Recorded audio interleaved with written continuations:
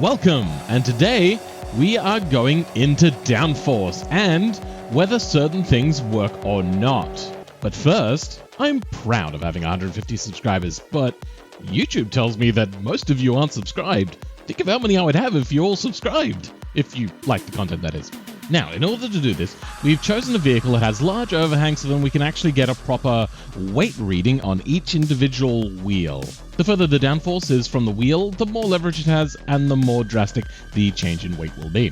Now, we've put in a fairly decent engine, doesn't really matter. We're going to go dual clutch. None of this really particularly matters. Just something that's very middle of the road to not upset the car in any way. Now, the first version, called No Aero, is going to have no downforce here at all, and it's going to have nothing set here either. Brake airflow is set to 10, that's just my basic setting, and we will test this out.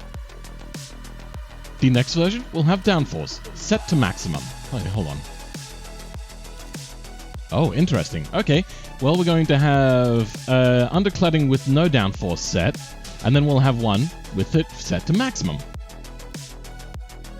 Then we're going to have a regular old lip attached to the front and turn downforce off. We're going to go with a front lip, no downforce, and then export a version with front lip, max downforce.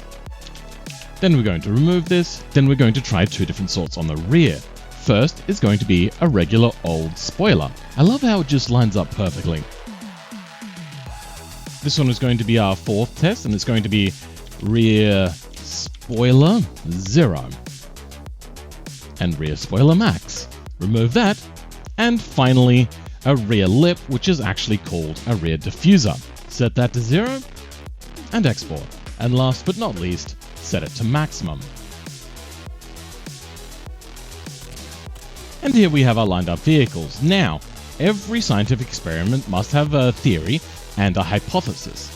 The theory is, from multiple different sources, is that aerodynamics does not work well from automation to BeamNG. And a hypothesis.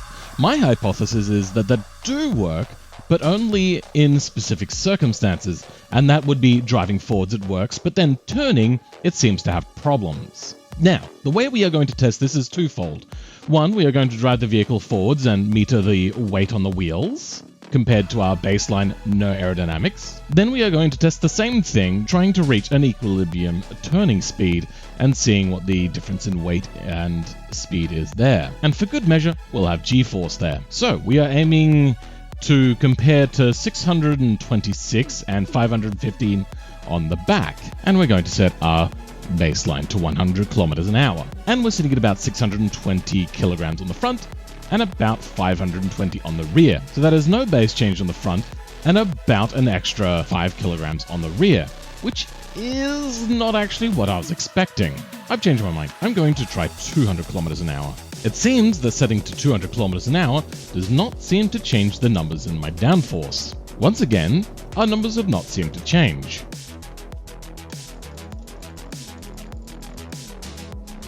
With downforce now set to full from the undercladding, it seems that we are not getting any significant difference here. With our front splitter on, set to 0, our downforce on the front seems to be about the same, and the downforce on the rear seems to be about the same.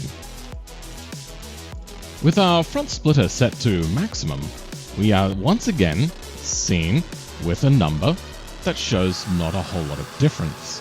Now for our rear boot spoiler. Seemingly, with the setting for 0 on downforce on the new rear spoiler, we are getting no real difference in numbers. Even though this has been set to 200, every matched speed has been at about 199 so far. Now we're seeing about 198 to 199, so clearly there's a change in drag, though for our numbers, they still look to be about the same. Now for our rear diffuser. Now with a rear diffuser, we have now mitigated that 198, 199 issue, but our numbers still seem to be, once again, about the same. Now in our not so final setting, because I'm going to go get a rear spoiler set up, with the rear diffuser set to maximum, we do not have this drag issue, which would make sense, because the purpose of a rear diffuser is to partially help remove the amount of drag. Amount of downforce though, still seems to be approximately the same.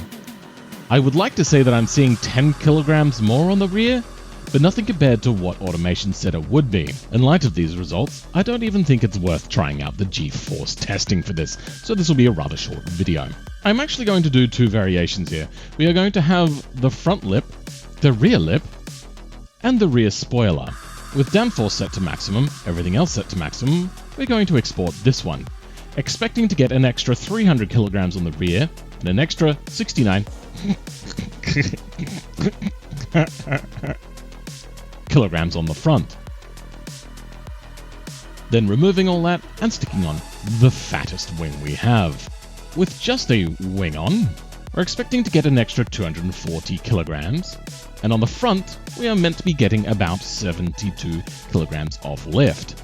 I now have a vehicle set up with all the downforce available except for a rear wing. Going at our set 200 kilometers an hour, we are now solidly at 198, so apparently we have more drag. I can't exactly tell, but it feels as if the downforce line is longer, but once again, our numbers seem to be still very consistent. We are now struggling to keep it at 196. It didn't even go over 197 before it changed gears. We are, however, seeing now a massive increase in downforce.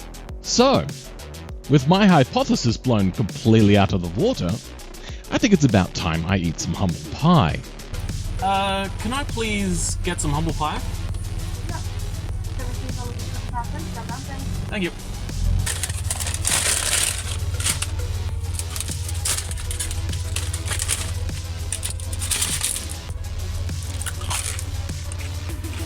That's gross.